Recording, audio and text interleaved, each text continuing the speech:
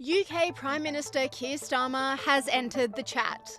Yes, the PM has injected himself right in the middle of the very icy tension between Trump and Zelensky after their spectacular bust-up in the Oval Office last week.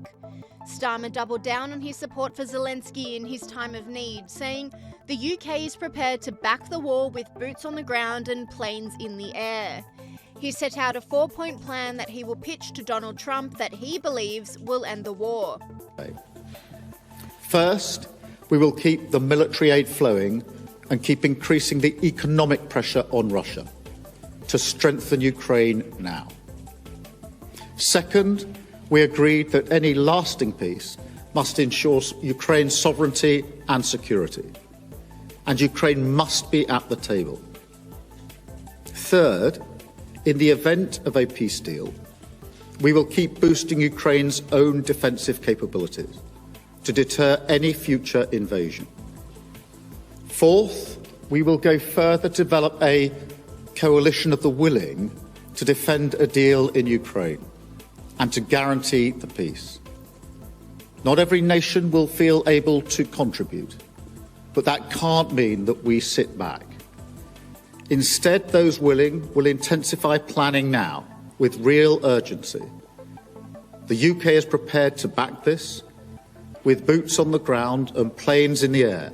Together with others, Europe must do the heavy lifting. But to support peace in our continent and to succeed, this effort must have strong US backing. We're working with the US on this point after my meeting with President Trump last week. And let me be clear, we agree with the President on the urgent need for a durable peace.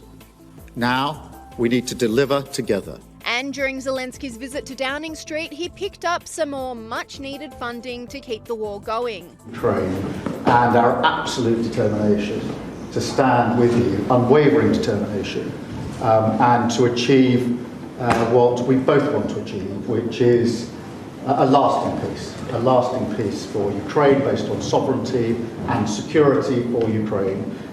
So important for Ukraine, so important for Europe and so important for the United Kingdom. So I'm much looking forward to our discussions here this afternoon. Thank you very much. Online commentators rejected this plan, with this person saying, Russia is never going to accept the deal. You can't promote peace by escalating the situation with European troops backed by the US military.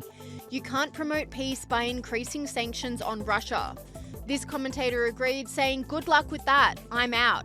The US should leave the UN and NATO and let these idiots fight. They have lost their minds. And this commentator also blasted the current UK regime, saying, Prime Minister Keir Starmer just told Ukrainian President Zelensky he has the full backing of the UK. Then he signed a new loan to support Ukraine's war effort for as long as it's needed. These people truly want a forever war. How many more people have to die in their globalist games? The Prime Minister's speech was topped off by a propaganda-style emotive video, which doubles down on his support for Ukraine. The first priority of this government, of any government, is the security and safety of the British people, to defend the national interest, particularly in these volatile times. That's why last week I announced the biggest sustained increase in defence spending since the Cold War. That's also why I met President Trump last week, to strengthen our relationship with America, an indispensable partners in defence and security. And it's why this weekend I've been hosting European leaders here in London to work together for the security of the United Kingdom, Ukraine, and Europe as a whole. We are at a crossroads in history today. This is not a moment for more talk. It's time to act, time to step up and lead, and to unite around a new plan for a just and enduring peace. Despite Starmer's tough words, it seems as though it will be very difficult to get those boots on the ground with the current state of youth in the UK today. You guys live in the UK? Yeah, we do. Would you join the military? No, we're not from this country. If they say it's compulsory, what would you do? I'll just go back to eat. Go back to my country. No, I'll just go back to my country. First of all, I'm not a UK citizen, I'm an immigrant. I'm Welsh. No, unfortunately not. I'm not from this country originally. You know? Where are you from? Brazil. Do you live here? Yes. Would you go to war for this country? No. I'm Pakistani, so Are you a resident? I'm a resident. I've got dual nationality. American commentators are blasting Starmer, with controversial commentator Alex Jones demanding the US exit NATO. Ladies and gentlemen, British Prime Minister Keir Starmer and the President of France just both came out, I'll post the video of Starmer below, and pledged troops, planes, weapons on the ground as peacekeepers, but they won't be peacekeepers because no ceasefire agreement's been made. No, to fight the Russians. And then if any British or French troops get killed that are already there as advisors, but now it'll be public, well, now Article 5 is invoked and NATO will officially go to war with Russia. And Starmer goes on to say the United States has to back this. Well, Trump has to pull out of NATO right now, just like Elon Musk said last night, and the UN. They're the globalists, they're the tyrants, they're the ones encroaching on Russia's borders, they're the ones that have been bombing Russia, they're the ones that overthrew Ukraine. They've admitted all of this. And remember Zelensky back in March of last year, and again at the White House Friday saying, oh, you don't fight with us, you fight at home. They're holding us hostage. The EU is tyrannical. It's unelected. The EU Commission, they're arresting people for their speech. They're staging coups in Romania of populist presidential winners that don't want World War III.